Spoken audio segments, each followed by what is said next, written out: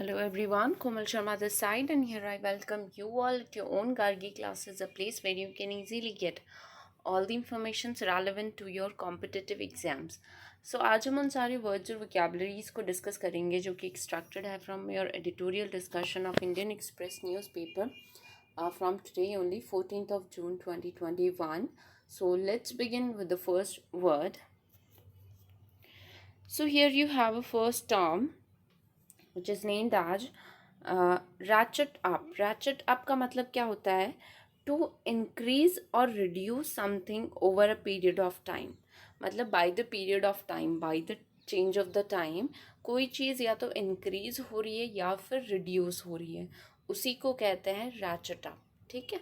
So they we use this term particular ratchet up to increase or reduce something over a period of time.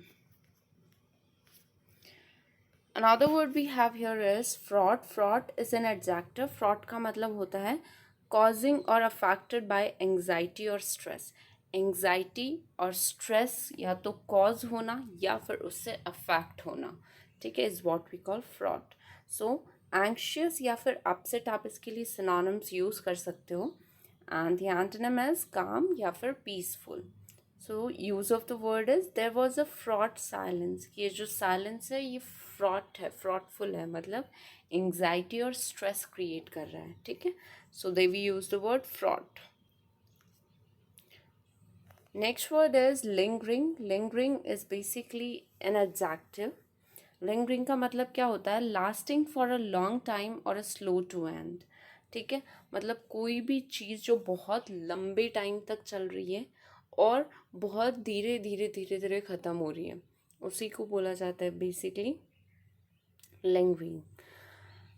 Synonyms of the word are remaining या फिर persisting. कोई भी चीज़ remaining है मतलब बच रही है कंटिन्यू, और persisting है कंटिन्यू है. And the antonym is short-lived.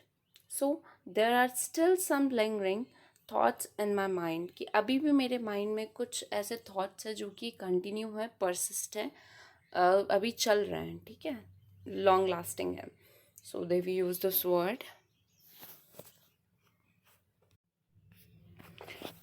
Next we have a term that is parse. Parse का मतलब होता है resolve a sentence into its component parts and describe their syntactic roles.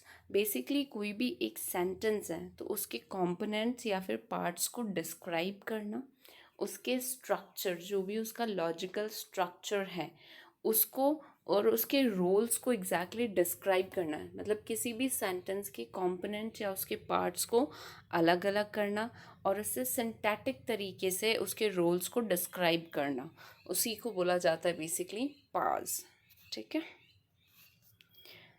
Next word is embark. Embark is a verb. Embark का मतलब होता है go on board a ship और aircraft. मतलब या तो शिप में चढ़ना या फिर एयरक्राफ्ट में चढ़ना, या फिर begin a course of action, मतलब कोई भी नई चीज़ की शुरुआत करना, is what we call embark. So synonyms of the word are begin या फिर स्टार्ट, किसी भी चीज़ को बिगिन करना या स्टार्ट करना. And the antonyms are land या फिर disembark. So use of the word is she embarked on a new career, कि अभी वो अपने नए करियर की शुरुआत कर रही है. So they we use the word embark. Next word is appalling. Appalling basically an adjective, and appalling का मतलब होता है causing shock और dismay. कोई भी ऐसी चीज़ जिसकी वजह से dismay create होता है या हमें shock लगता है, so वहाँ पे appalling word का use होता है. And for another meaning, very bad, ठीक है, बहुत बुरा. So shocking, horrific या फिर awful हम इसके लिए synonyms use कर सकते हैं. And antonyms are while the things are admirable or excellent. So his conduct was appalling. उसके जो conducts थे वो बहुत बुरे थे, या फिर causing या फिर his conduct cause shock or dismay, ठीक है. So they we use the word appalling. Squander. Squander is a verb. Squander का मतलब होता है waste in a foolish manner. कोई भी चीज़, मनी, टाइम, कोई भी प्रेशियस चीज़ फुलिश तरीके से उसको वेस्ट करना is what we call squander. So waste या फिर मिसयूज़, हम इसके लिए सिनोनिम्स यूज़ कर सकते हैं. Antonyms are while you manage the things and you save money and time. So the team squandered several good chances, की टीम ने बहुत सारे ऐसे चांसेस खो दिए जिससे कि वो जीत सकती थी. ठीक है. Squander is waste, waste of money, waste of time, waste of precious things in a very foolish manner. ठीक है. So they use the word squander. Next is boy. Boy basically a verb. Boy का मतलब होता है keep afloat. कोई भी चीज़ जब afloat होती है. ठीक है. So guide, float या mark. Guide करना, float करना, किसी चीज़ का तैरना. ठीक है. And mark is what we call boy. Dishearten and underline are the antonyms, and the yellow boy can be seen in the center of the picture. जो yellow boy है, yellow mark है, this can be seen in the center of the picture. So they will use the word boy. Next word is retribution. Retribution is a noun. इसका मतलब होता है punishment for a crime. कोई भी आप crime commit करते हो और उसके लिए जो आपको पनिशमेंट मिलता है, पेनल्टी भुगतनी पड़ती है, वहीं पर रेट्रिब्यूशन वर्ड का यूज़ होता है. सो पनिशमेंट या पेनल्टी हम इसके लिए सिनोनिम्स यूज़ कर सकते हैं. एंड पार्डन या फिर फॉरगिवनेस, माफ़ कर देना, is what we call the antonyms of the word retribution. So the bullies became target of a retribution, कि जो भी बुलीज हैं वो उसके टारगेट्स बन गए हैं उसके रेट्रिब्यूशन के, उसके पनिशमेंट के. ठीक है. So they will use the word retribution.